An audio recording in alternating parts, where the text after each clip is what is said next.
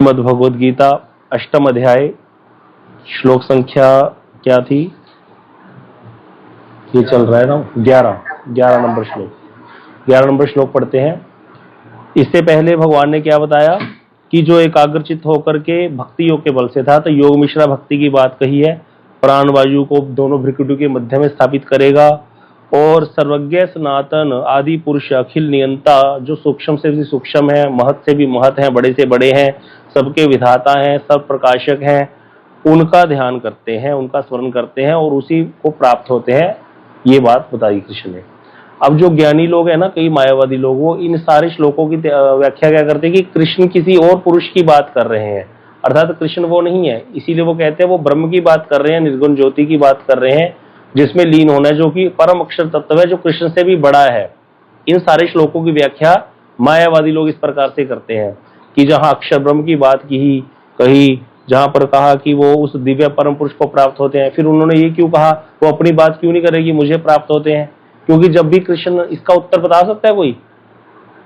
भगवान ने ऐसे क्यों कहा कि वो उस परम पुरुष को प्राप्त होते हैं, ऐसे ऐसे करके नाम लिया, अपना नाम क्यों नहीं लिया? भगवान ने ये नहीं किया कि वो मुझे प्राप्त होते हैं, माम उपयंती, ये क्यों नहीं कहा भगवान ने? को बता सकता है? किन्होंने रेज किया हैंड? पता ही नहीं चल रहा। हाँ जी वेणु प्रभु बताइए। मतलब है तो भगवान के, लेकिन भगवान के अलग विभूति को प्राप्त होते हैं, मतलब पूर्ण भगवान जो भगवान कृष्ण को नहीं प्राप्त होते। हाँ ठीक है, बिल्कुल सही है। तो भगवान ने तो इसीलिए भगवान ने क्या, हाँ तो बिल्कुल सही है। और दूसरी बात ये भी उत्तर सही है। और कोई उत्तर? बिल्कुल सही बताया आपने कि वो उस ब्रह्म में लीन होते हैं या उस परमात्मा में, परमात्मा सायुज्य प्राप्त करते हैं, वो बिल्कुल सही है। और कोई उत्तर? इसी जैसे उन्होंने बोला है ना, ये ये भी ठीक है, बिल्कुल। इसीलिए कृष्ण ने माम नहीं कहा, बिल्कुल इसलिए कृष्ण ने माम नहीं कहा, मुझे प्राप्त होते हैं नहीं कहा। कृष्ण ये कब कहेंगे मुझे प्राप्त होते हैं? एक ही लाइन में उत्तर देना हो तो।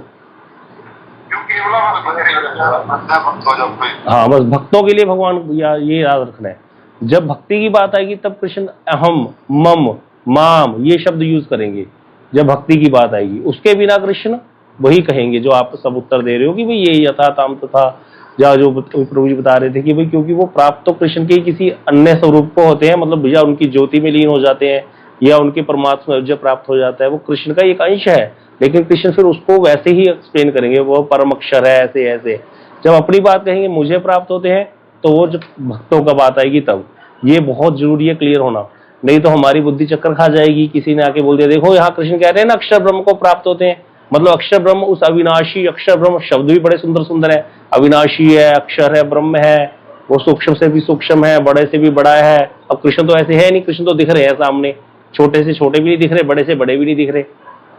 लेकिन कृष्ण के छोटे छोटे भक्त वो भी ऐसे हो जाते हैं सिद्धियां प्राप्त करके। हनुमान जी देखो कितने बढ़िया, जब गए लंका में वो छोटे मच्छर से भी छोटे बनकर के लंका में घुस गए थे, तो ऐसे करके बड़े से बड़े हो गए, छोटे से छोटे हो गए। ये तो भगवान के भक्तों को मिल जाती है सिद्धियां, ये छोटा होना बड़ा होना क्या बड़ी बात है। तो इसीलिए ये बात क्लियर होनी चाहिए। अगला श्लोक करते हैं। यदक्षरम वेद विदो वदंती विशंति यदयो वीतराग यद विशंति ब्रह्मचर्यम चरंती तत्ते पदम संग्रहण प्रवक्षे। इसका अन्वय कीजिए प्रीति दीदी। है नहीं है? मनीष प्रभु आप करो इसका अन्वय।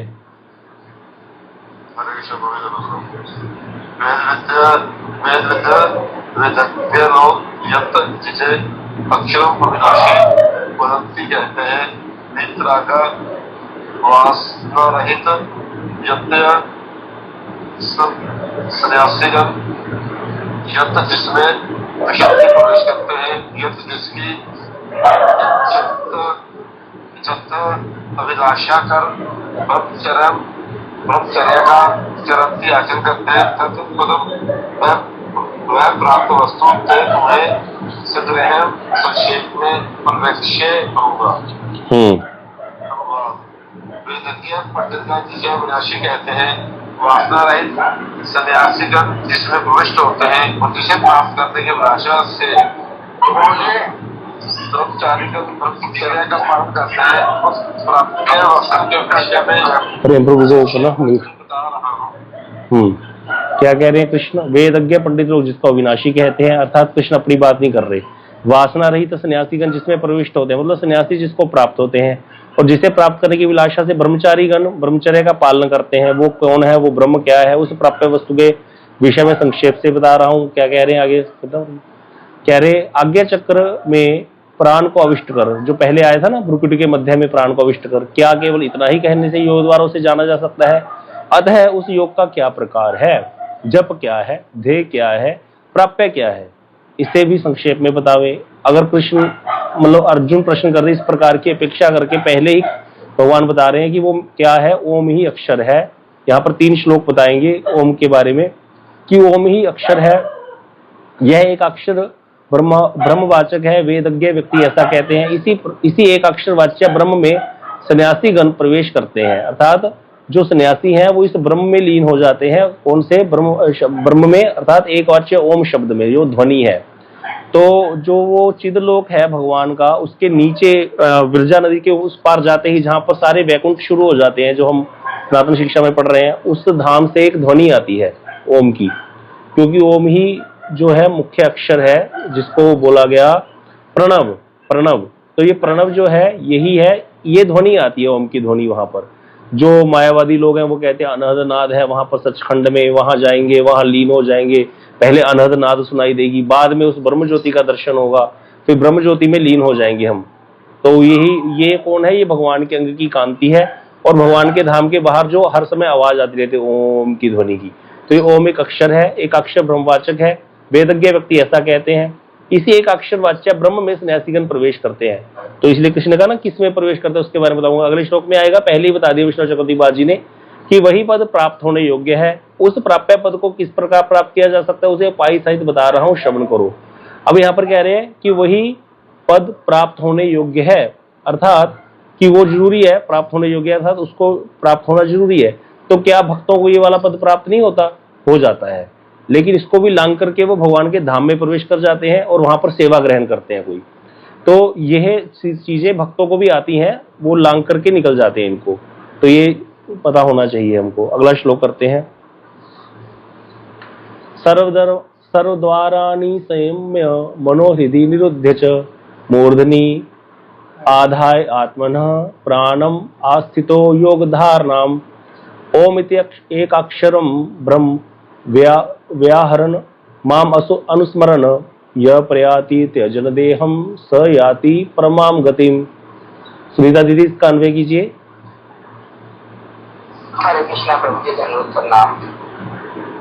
सर्व द्वारा समस्त इंद्रिय रूप द्वारों को संयम में आरोप कर माना मन को हृदय में निरोध कर मूर्ति मध्य में प्राणम प्राण को आधाय स्थापित कर आत्मना योग धारणा आत्म विषयक योगस्थ्य का आश्रय कर यह जो ओम ओम इति एकाक्षरम ब्रह्म, इस एकाक्षर ब्रह्म का व्याहरण उच्चारण करते करते मां मुझे स्मरण करते करते देहम त्यजन देह को त्याग कर प्रयाण करते हैं स वे परमाम गति श्रेष्ठ गति याति लाभ करते हैं। अनुवाद: जो व्यक्ति सभी इंद्रिय रूप द्वारों को विषयों से संयमित कर मन को हृदय में निरोध कर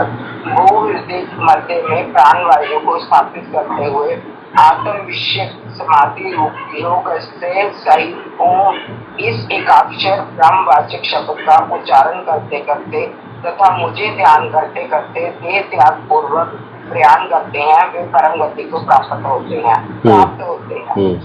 तो यहाँ पर क्या कहा कि ये योगियों की गति बताई है। ऐसा हमने देखा भी था, हमारे पंजाब में एक जगह है नमोल।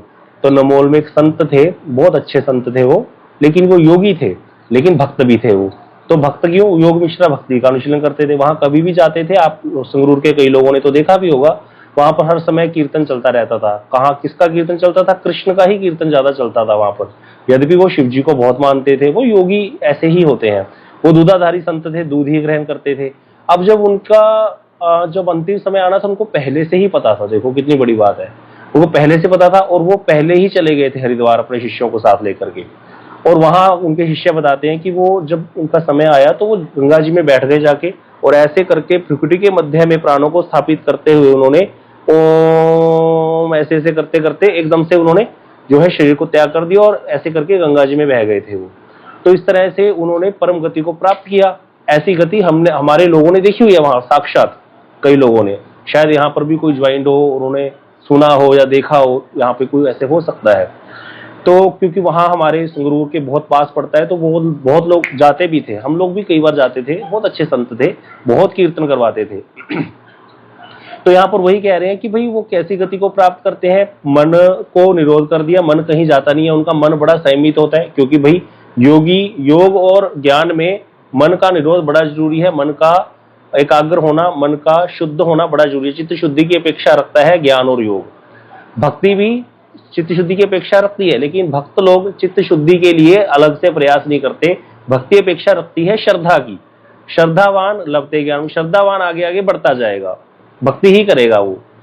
तो इसीलिए वो क्या करते हैं, ओम इस एक अक्षर ब्रह्मवाचक शब्द का उच्चारण करते हैं और भगवान कहते हैं फिर मेरा भी ध्यान करते हैं, वो कृष्ण के स्वरूप का भी ध्यान करते हैं।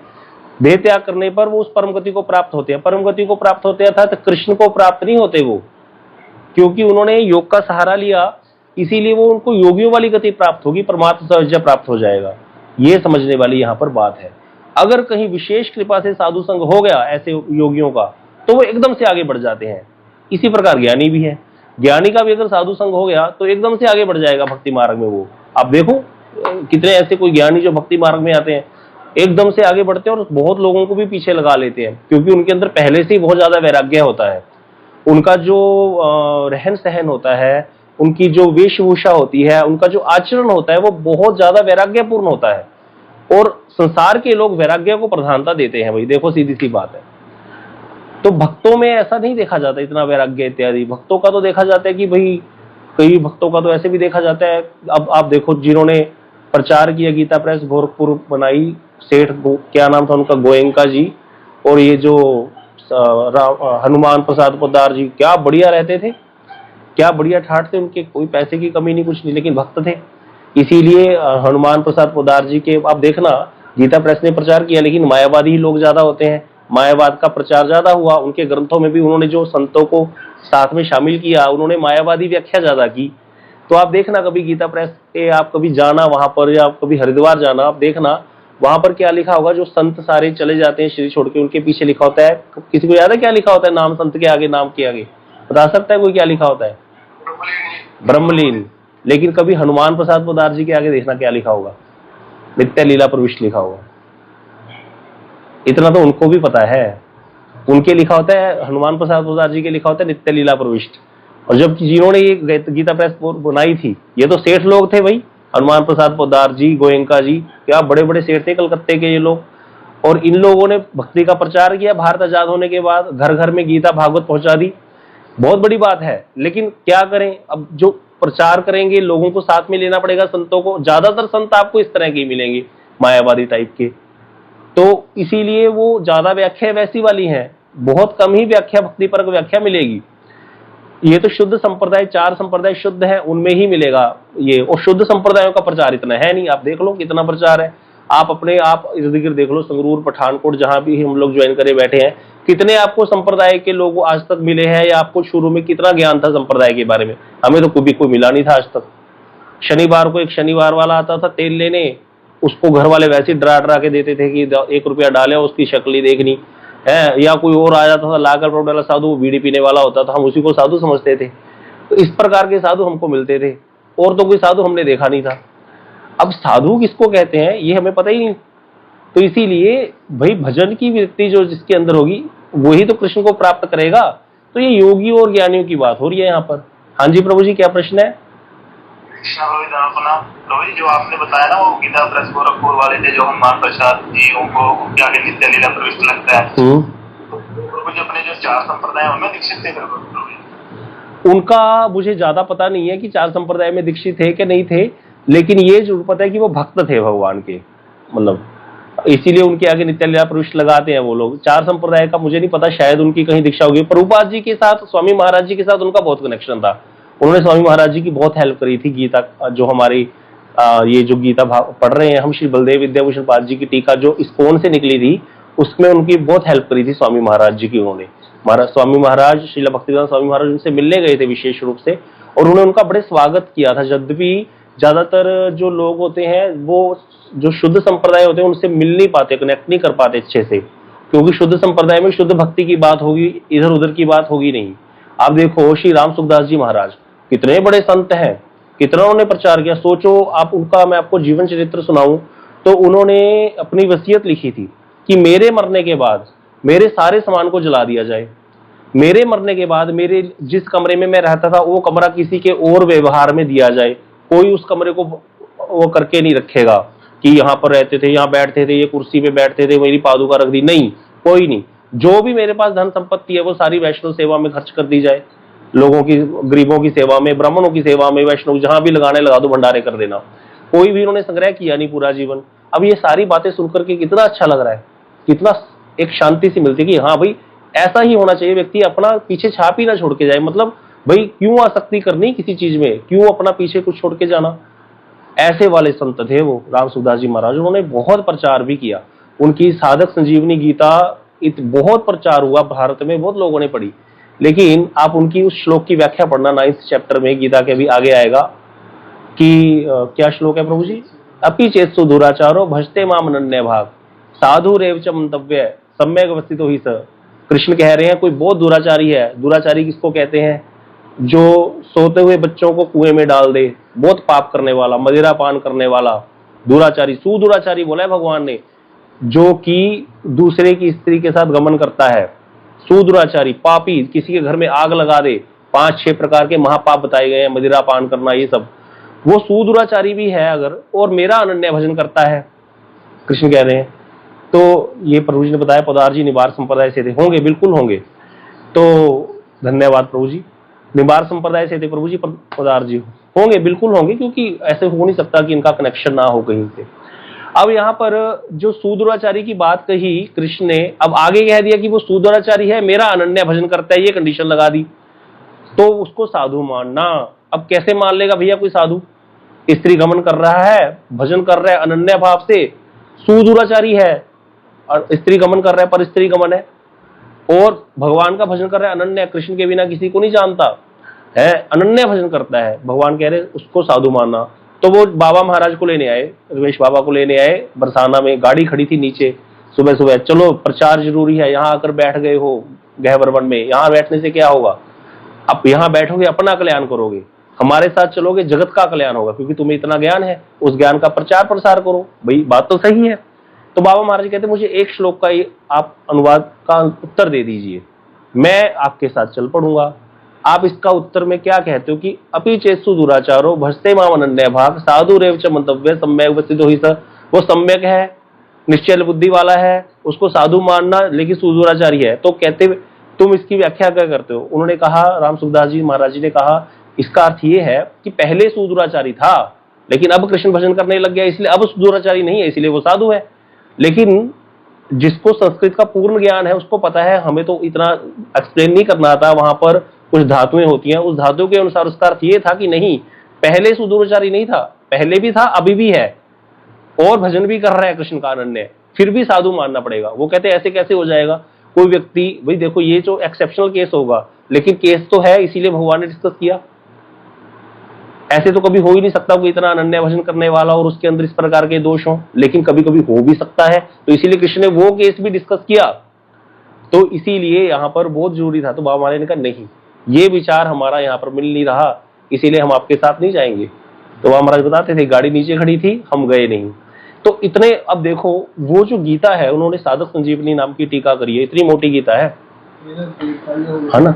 तो श्रील भक्तिविनोद ठाकुर जी को तो देवता लेकर के चले गए थे, इस श्लोक की व्याख्या को देवता मोहित हो गए थे श्लोक पे। ये श्लोक साधारण श्लोक है कोई? देवता मोहित हो गए थे, भक्तिविनोद ठाकुर जी को स्वप्न में देवता लेकर के गए हैं उसमें स्वर्ग लोक में, और फिर वहां पर उनकी व्याख्या करके आए भक्तिविनोद ठाकुर जी। साधारण संत है भक्तिविनोद ठाकुर जी हमारी संप्रदाय में, हम लोग तो बहुत धनी है, हमें ऐसे आचार्य मिले। तो बाबा महाराज ने कहा था कि भाई तब हम गए नहीं। अब देखो आप उनकी कभी कोई, आपको मैं उनका कीर्तन सुनाऊंगा, इतना आनंद, इतना शुद्ध कीर्तन है वो। नाथ में थारो जी थारो, चोखो बुरो कुटिल और कामी, जैसो हूं जो कुछ हूं सो थारो नाथ में। बहुत सुंदर उसमें भावपूर्ण व्याख्या उन्होंने की है, बहुत सुंदर कीर्तन भी गाए, बहुत अच्छे भक्त थे। नाथ मैं तुमको भूलू नहीं, नाथ में आप कभी फोटो नहीं आई उनकी, आप कभी संस्कार चैनल पे सुबह, पहले हम तो ज्यादा थोड़ा सा संस्कार थे भक्ति के, तो संस्कार चैनल लगा लेते थे, सुबह सुबह उनका कीर्तन सत्संग आता था, तो उसमें कभी उनकी फोटो नहीं आती थी, बस साइड में चलता रहता था, बस मैं आपको भूलू नहीं है नाथ, मैं आपको कभी भूलू नहीं, और कथा चलती रहती थी, आवाज आती थी थोड़ी थोड़ी, बस उनकी कोई फोटो भी नहीं आई। अब ऐसे संत के प्रति कितना किसी के कितना आकर्षण होगा, लेकिन नहीं, फिर भी वो भक्ति का पूर्ण ज्ञान, देखो पूर्ण ज्ञान होना बड़ा जरूरी होती है, लिटिल नॉलेज डेंजरस होती है, कहा गया ना। अब ये जिसका सौभाग्य, जिसकी सुकृति बहुत ज्यादा होगी, अब हम अपनी बात करें, हमें तो कुछ भी नहीं पता, हमें तो ना लिटिल नॉलेज है ना पूर्ण की तो बात ही छोड़ो, हमें तो कुछ भी नहीं आता, हम तो वो लोग हैं। लेकिन अगर हम सही सोर्स से जुड़ जाएं तो फायदा है कि नहीं, फायदा है। तो हमें गुरु वर्गों ने, हमारे पर कृपा है ये बहुत बड़ी कि हम सही सोर्स से जुड़े हैं। भाई हमें कोई जो है गलत ज्ञान नहीं, हमारा ज्ञान अधूरा नहीं है, कितनी बड़ी बात है ये। हमें जो गुरु वर्ग मिले हैं वो पूर्ण ज्ञान वाले मिले हैं, पूरा गुरु मिला है हमको, ये बड़ी बात है। ये सबसे बड़ी बात होती है कि किसी को सदगुरु प्राप्त हो जाए। अब हम आप डिस्कस कर रहे हैं तो हमें पता चल गई बातें, नहीं डिस्कस करें तो हमें नहीं पता चला, या हमें कोई कुछ भी कह दे तो हम मान लेंगे, हमें क्या पता, हमने संस्कृत पढ़ी नहीं, अपने बच्चों को हम संस्कृत पढ़ाते नहीं, सबको कॉन्वेंट में पढ़ना है, बाहर जाना है, विदेश में जाके सेटल होना है। हमारी हिंदुओं की तो यही बुद्धि है बस। हमारे लिए तरक्की क्या है, धन संपत्ति घर द्वार, और कोई तरक्की नहीं है। आत्मा का कल्याण किससे होगा, ये हमारा कभी वो नहीं होता, लक्ष्य नहीं होता। तो इसीलिए हमको क्या पता, ये तो हमारी कोई सुकृतियां हैं जिसके कारण हम ऐसे गुरु वर्गों से जुड़ गए, जिन्होंने हमें इस पूर्ण प्रकार का पूर्ण ज्ञान प्रदान किया है। तो इसीलिए यहां पर कृष्ण क्या कह रहे हैं कि भाई वो जो है उस परम गति को प्राप्त करते हैं, ओम आदि अक्षर का उच्चारण करते हुए, तो ऐसे करके परम गति को प्राप्त करते हैं, मेरा चिंतन करते हैं, तो अर्थात मेरे सालोक्य को प्राप्त करते हैं। यहाँ पर ये भी आ गया, उक्त अर्थ को कहते हुए योग का प्रकार बता रहे हैं। यहाँ पर पहले इसका ये हो गया था भाव प्रकाशिका, हो गई भाव प्रकाशिका, ठीक है, नहीं हुई योग भाव प्रकाशिका करो प्रभु जी, अभी नहीं हुई है, हाँ नहीं करो ऊपर, हाँ जी। तो यहाँ पर उक्त अर्थ को कहते हुए योग का प्रकार बता रहे हैं। सर्वाणी अर्थात नेत्र आदि इंद्रिया द्वार समूह को बाह्य विषयों से प्रत्याहार कर तथा मन को हृदय में ही निरोध कर, अर्थात अन्य विषयों का संकल्प कर भू द्रव्यों के बीच में ही, अर्थात ये यहाँ पर प्राण को स्थापित कर योग धारणा आपाद मस्तक मेरी मूर्ति का आश्रय कर ब्रह्म स्वरूप ओमकार का उच्चारण कर, ओमकार के प्रतिपाद्य मेरा निरंतर चिंतन करते हुए शीत त्याग करने पर परम गति प्राप्त करते हैं, अर्थात मेरे सालोक्य को भी प्राप्त करते हैं। यहाँ पर लीन होने वाली बात ना छोड़ करके, क्योंकि योग मिश्रा भक्ति है, हमने पहले पढ़ लिया था योग मिश्रा भक्ति, ज्ञान मिश्रा भक्ति का फल क्या होता है, आगे बढ़ने पर उनको भगवान का लोक भी प्राप्त हो जाता है। भगवान ने कहा था ना, जब आर्त अर्थात जिज्ञासु और ज्ञानी की बात आई थी, वहां पर ये श्लोक की व्याख्या में भगवान ने कहा था कि ये सारे कामना वाले ही हैं, ज्ञानी भी मुक्ति चाहता है, लेकिन वो जो है मेरी कृपा से, क्योंकि भजन ही भजन कर रहा है, थोड़ी सी मुक्ति की इच्छा है, इसीलिए मेरा सालोक्य भी प्राप्त कर लेते हैं मेरी कृपा से। तो यहाँ पर भी वही बात है कि भाई उनको परम गति में सालोक्य भी प्राप्त हो जाता है, भगवान जैसा लोक भी प्राप्त हो जाता है, ये यहाँ पर बताया गया है। जरूरी नहीं है कि वो चाहते तो वो मुक्ति है, लेकिन सालोक्य मिल जाए, क्योंकि भक्ति का ही आश्रय ग्रहण किया हुआ है, ज्यादा भक्ति ही है, थोड़ा सा योग का मिश्रण है, यहाँ पर योग मिश्रा भक्ति है ये, तो इसीलिए यहाँ पर उनको सालोक्य भी मिल जाता है। या अगर नहीं कृपा हुई तो फिर वो वाला जल्दी मिल जाएगी, वो जो परमात्मा स्वयं मुक्ति है। आगे इसकी सप्रकाशिका वृत्ति पढ़ते हैं। ओमकार ब्रह्म का अक्षरात्मक स्वरूप है, अर्थात जो भगवान ब्रह्म अर्थात कृष्ण के अंग से निकलने वाली ज्योति ब्रह्म ज्योति, या कृष्ण को ही ब्रह्म कह लो, कृष्ण ब्रह्म ही है, तो उन ब्रह्म का अक्षरात्मक स्वरूप जो है वो ओम है। भगवान ने कहा है अक्षर नाम अकारस्मि, और ओम जो है मैं हूं, अक्षरों में ओमकार मैं हूं, भगवान ने ये गीता में 10वें अध्याय में आएगा। श्रीमद् भागवत में भी कहा गया है अभ्यसेन मनसा शुद्धम त्रिविध ब्रह्मक्षरम परम, अर्थात ओम अकार उकार और मकार, 3 अक्षरों के द्वारा ग्रथित शुद्ध ब्रह्मक्षर प्रणव का मन ही मन अभ्यास और आवृत्ति करनी चाहिए। श्रीमन महाप्रभु जी ने कहा था प्रणव ये महावाक्य ईश्वरेर मूर्ति, प्रणव हिते सर्व वेद जगत उत्पत्ति, प्रणव से महावाक्य वेदर निदान, ईश्वर स्वरूप प्रणव सर्व विश्वधाम। ये बहुत सुंदर जो व्याख्या है महाप्रभु जी ने प्रबोधानंद सरस्वती को ये सब चीजें बताई थी। तो नहीं, प्रकाशानंद जी को, प्रबोधानंद अलग है, प्रकाशानंद अलग है। प्रकाशानंद जी को ये सारा ज्ञान प्रदान किया था क्योंकि वो मायावादी थे। तो वहां पर महाप्रभु जी ने बताया था कि भाई मायावादियों ने 4 अक्षर माने हैं महावाक्य। कौन कौन से? अहम ब्रह्मोस्मि, प्रज्ञानम ब्रह्म, अयम आत्मा ब्रह्म, ये 4 अक्षर उन्होंने माने हैं। लेकिन कहते कभी भी महावाक्य 4 नहीं होते, महावाक्य एक ही होता है। महावाक्य कभी 4 नहीं होते। यद्यपि वो वाक्य भी वेदों में है लेकिन वो महावाक्य नहीं है। महावाक्य क्या है? ये तो शंकराचार्य ने बोला कि ये 4 महावाक्य हैं। 4 महावाक्य एक ही है, वो है प्रणव। प्रणव ही महावाक्य है जो वेदों का निदान है, उसी से ही सारे जगत की उत्पत्ति होती है, वही कारण है सब। तो इसीलिए यहां पर कह रहे हैं अक्षर अर्थात प्रणव समस्त वेदों का सार महावाक्य है। दूसरे सारे मंत्र प्रादेशिक वाक्य हैं, अयम आत्मा ब्रह्म, अहम ब्रह्मोस्मि, हाँ, या जो बताया गया जो 4 वाक्य जो बताए गए, तो ये प्रादेशिक वाक्य है। ये ईश्वर की श्री मूर्ति स्वरूप है। कौन से? ये प्रणव। प्रणव से ही सारे वेद और जगत की उत्पत्ति होती है। प्रणव रूप महावाक्य ही वेद का सार है। ये भगवत स्वरूप और समस्त विश्व के आधार है। तो जो भी इसका ध्यान करते हैं ओम का, वो हम यही मानेंगे कि वो गलत नहीं कर रहे, वो सही ही कर रहे हैं। तो यहाँ पर ये मायावादी नहीं है। ये प्रणव का जो ध्यान करने वाला है ये मायावादी नहीं है। ये बस इनका जो लक्ष्य है वो यही तक है, ये समझना पड़ेगा यहाँ पर। तो अभी समय हो गया है, अगला श्लोक हम कल ही करेंगे। वांछा कल्पतरुश्च कृपा सिंधु।